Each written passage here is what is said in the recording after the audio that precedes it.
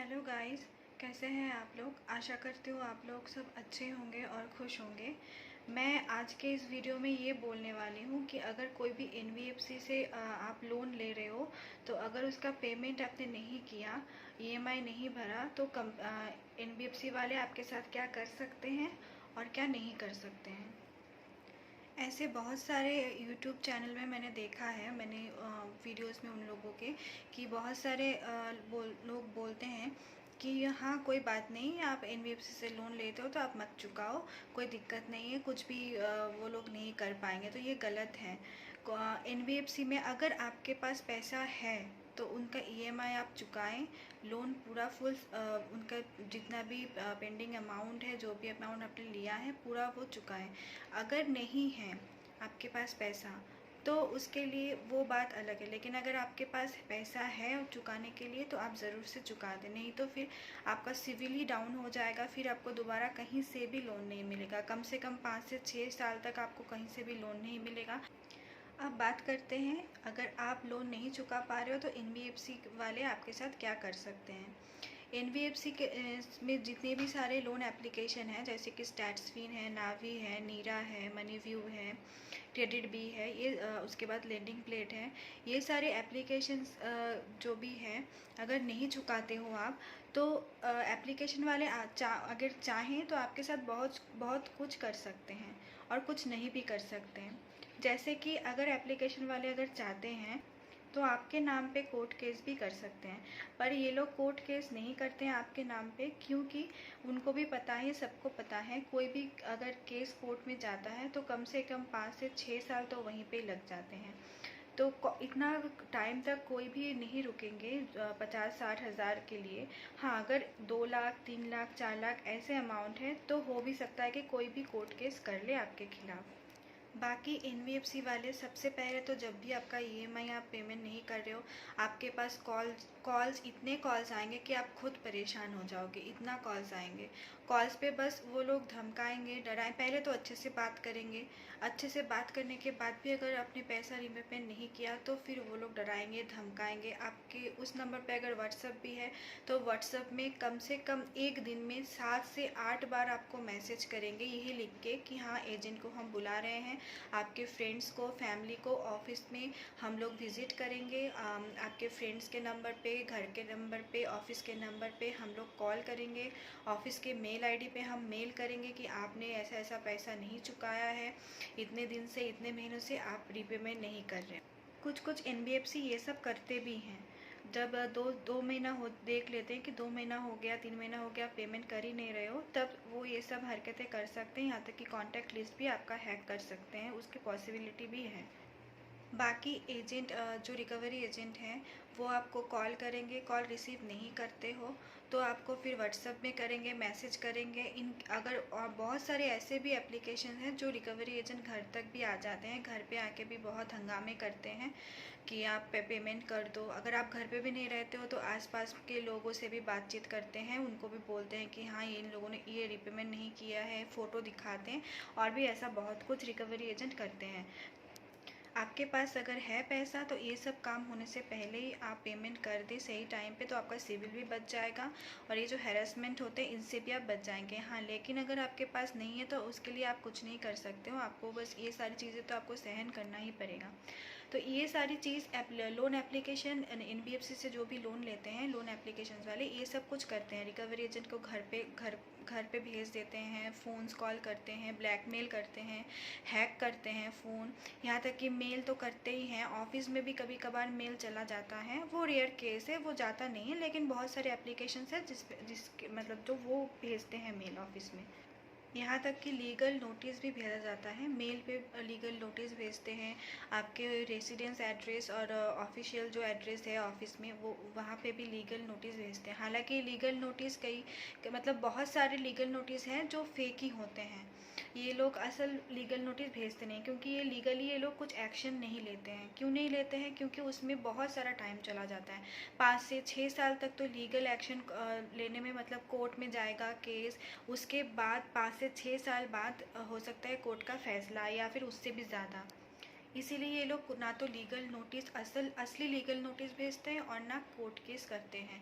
इनके पास एक legal notice का फॉर्मेट ही बना रहता है, उसमें ये लोग बस अपना नाम, कितना अमाउंट पेंडिंग है, कितना क्या है, और ऊपर में एडवोकेट का नाम, ये सब लिख के फेक बना के वो आपको डराने के लिए आपको मेल करते हैं, आपके घर पे भेजते हैं, आपके ऑफिस में भी भेजते हैं। तो इससे आपको डरने की कोई बात नहीं है। यहाँ तक लीगल नोटिस के नीचे जो एडवोकेट का नंबर दिया रहता है वो भी फेक, इन लोगों का ही जो रिकवरी एजेंट है उनका ही नंबर दिया रहता है। मैंने खुद एक चेक किया था, वो कैशी से था शायद। कैशी में लीगल नोटिस तो नहीं आया था, पर मेल पे ही लिख के आया था डिमांड नोटिस करके। उस वहाँ पे नीचे एक वीपी ऐसा वाइस प्रेसिडेंट करके नीचे एक दूसरा नंबर दिया गया था। तो वो मैंने ट्रू कॉलर में सर्च किया था, तो वो दिखा रहा था, स्पैम कॉल दिखा रहा था, और कोई कुछ दूसरा ही कोई नाम दिखा रहा था। तो वो भी फेक ही था, उसमें भी ये तो एकदम श्योर है कि वो नोटिस भी फेक ही था। नोटिस तो फेक होते हैं, पर हाँ, जो कॉल्स आते हैं रिकवरी एजेंट के, वो कॉल्स में बहुत सारे लोग बहुत डिप्रेशन में चले जाते हैं। इतना उनके पास कॉल आता है, एक दिन में 25-30 बार कॉल आते हैं। तो उस पर बहुत सारे लोग बहुत डिप्रेशन में चले जाते हैं, बहुत सारे लोग गलत फैसले भी कर लेते हैं। तो मैं उनको यही बोलूँगी कि ये सारे कॉल्स, रिकवरी एजेंट के कॉल्स, नोटिस, लीगल नोटिस जो आते हैं, इन सब से डरने की कोई भी बात नहीं है। इनका आप सामना करिए। आपके पास जो भी कॉल्स आएंगे रिकवरी एजेंट के, आप उनको अच्छे से समझाइए। समझ गए तब तो ठीक है, नहीं समझे तो फ़ोन उठाने की ज़रूरत नहीं है। ये मैं उन लोगों के लिए बोल रही हूँ जिनके पास अभी पैसा नहीं है, जो अभी रिपेमेंट नहीं कर पा रहे। जिनके पास पैसा है रिपेमेंट करने के लिए, जिसके पास पैसा है तो वो लोग रिपेमेंट कर दें। जिनके पास नहीं है पैसा, उन लोगों के लिए मैं ये बोल रही हूँ, जानबूझ के कोई भी रिपेमेंट नहीं करें, ऐसा कुछ मत करिए। और जिनके पास नहीं पैसा है, ना ही जॉब है, ना तो अभी कोई सेविंग्स है या कुछ भी है, वो लोग नहीं कर पा रहे रिपेमेंट, तो आप 3-4 महीना वेट कर लीजिए। 3-4 महीने के बाद ये लोग आपको सेटलमेंट ऑफ़र के लिए बार बार मेल करेंगे, फ़ोन करेंगे, व्हाट्सएप में भी मैसेज करेंगे कि आपको पूरा पेमेंट नहीं कर पा रहे तो आप सेटलमेंट कर लीजिए। सेटलमेंट करने के बाद वो रिपोर्ट आपका क्रेडिट स्कोर में भी शो करेगा। ऐसा करके बहुत आपके पास मैसेज आने लगेंगे। आप इन सब मैसेज से जो भी ये हैरेसमेंट वाले कॉल्स होते हैं, हैरेसमेंट वाले मैसेज होते हैं, डिमांड नोटिस होता है, घर पे लीगल नोटिस आना, रिकवरी एजेंट आना, इन सब से डरने की कोई बात नहीं है। आप आराम से अपना लाइफ बिताएं, आराम से अपना लाइफ काटिए, कोई भी डिप्रेशन में आने की भी बात नहीं है। जब आपके पास पैसा हो, आपको लगे कि आप अभी इनका पेमेंट कर सकते हैं, तब आप इनके साथ बात करके, कंपनी में बात करके, आप इनके साथ एक सेटलमेंट करके आप इनका पेमेंट आप चुका दें, ताकि बाद में ये हैरेसमेंट वाली कॉल्स, मैसेज, ये सब आपके पास दोबारा ना आए। और रहा सवाल कोर्ट केस का, तो कोर्ट केस कभी नहीं होता है। हाँ, कुछ कंपनी ऐसे हैं जो लोग कंपनी से पंगा ले लेते हैं कि नहीं, हम इस कंपनी को देख लेंगे, हम इस कंपनी के साथ ये कर लेंगे, वो कर लेंगे। वो कंपनी अगर चाहें तो उस इंसान के लिए ये लोग केस कर सकते हैं, भले ही उसके लिए कितना भी टाइम लग जाए, भले ही उसके लिए कितना भी इनको कंपनी वाले को खर्चा हो। गलती आप ही ने किया था कि आपके पास पैसा नहीं है तो आपने रिपेमेंट नहीं किया, तो ये तो गलती हमारी ही है। इसमें तो कंपनी की तो कोई गलती है नहीं, तो कंपनी केस कर सकती है। लेकिन ज़्यादातर कंपनी केस नहीं करती, इसीलिए नहीं करती है क्योंकि इसमें बहुत टाइम लग जाता है, बहुत खर्चा हो जाता है। हाँ, लेकिन जो लोन लेते हैं उनको हैरेसमेंट करने के लिए मतलब अगर कोई कंपनी की मैं बात कर रही हूँ, हैरेसमेंट करने के लिए वो रियल में कोर्ट केस कर सकते हैं।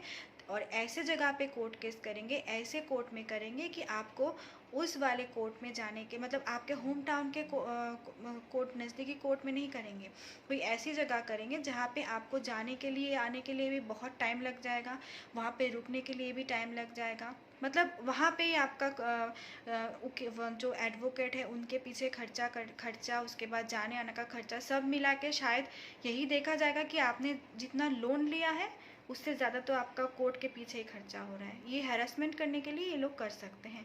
बाकी 99% चांसेस हैं कि कोर्ट केस नहीं होता है। तो इसमें आप डरने के लिए आपको मत डरिए, ना डिप्रेशन में रहिए। आप लोग अच्छे रहिए, अच्छे से खाना खाइए, अच्छे से अच्छे ख्वाब देखिए, घूमने जाइए, अपना लाइफ अच्छे से कीजिए, मतलब बिताइए, काम वाम करिए, कोई दिक्कत नहीं। जब पैसा हो तब सेटलमेंट कर लीजिए। पैसा नहीं है तो ये सारे कॉल्स आप चाहो तो अटेंड करो। अगर लगता है कि कॉल्स अटेंड करने से आपको और भी बहुत दिक्कत हो रही है तो कॉल्स अटेंड मत करिए, बस इग्नोर करिए। जब पैसा होगा आप खुद से कॉल करके आप बोलना मेरे पास पैसा है, तो आप बताइए सेटलमेंट ऑफ़र क्या है, मुझे ये सेटलमेंट करना है। बस आज के लिए इतना ही। अगर ये वीडियो आपको अच्छा लगे तो ये लाइक कर दीजिएगा, शेयर कर दीजिएगा, और मेरा ये चैनल नया है तो आप लोग सब्सक्राइब करके मुझे सपोर्ट भी कीजिएगा।